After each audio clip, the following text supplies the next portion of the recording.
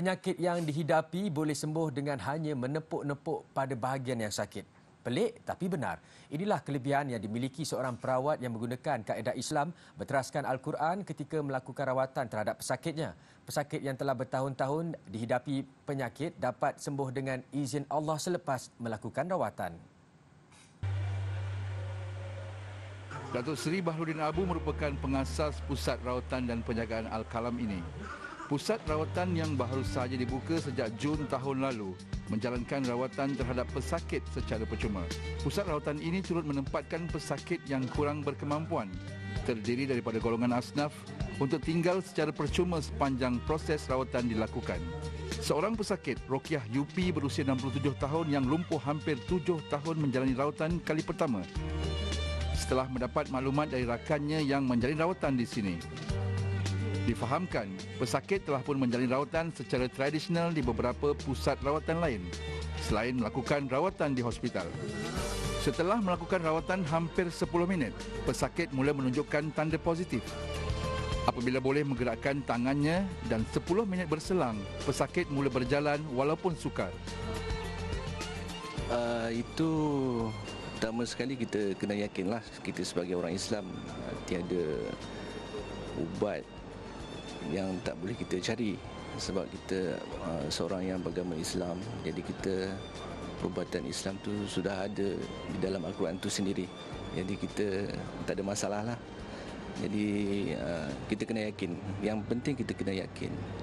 Bagi seorang lagi pesakit yang mengalami masalah tidak boleh berjalan dan terpaksa menggunakan tongkat, kesakitan yang dialaminya sejak 8 tahun lalu menyebabkannya mendapat rawatan di sini.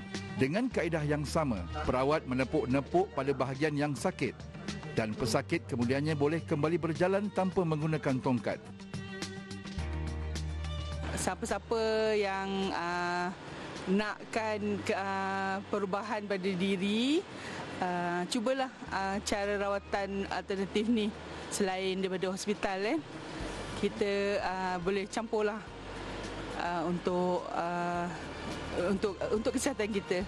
Pusat Rawatan Al-Kalam juga turut mengagihkan bantuan berupa barang keperluan harian kepada golongan asnaf yang memerlukannya. Kaedah rawatan saya menggunakan air syifa yang dibacakan melebihi Al-Quran dengan kaedah menggunakan roh. Jadi kaedah ini adalah yang dapat, sebab kebanyakan pesakit ini ada kaitan dengan rohnya yang kurang mendapat zat tuhak ataupun zikrullah dia orang kurang. Jadi kebanyakannya roh tu adalah roh dia orang sakit. Jadi saya merawat lebih bertumpu kepada merawat roh bukan merawat jasad. Jadi bila roh tu sihat, insya-Allah jasad itu akan kembali sihat. Bagi mereka yang ingin mendapatkan rawatan seperti lumpuh, kanser, sakit badan dan sebagainya, boleh mengunjungi Pusat Rawatan Al-Kalam ini di Kampung Tengah, Puchong, Selangor.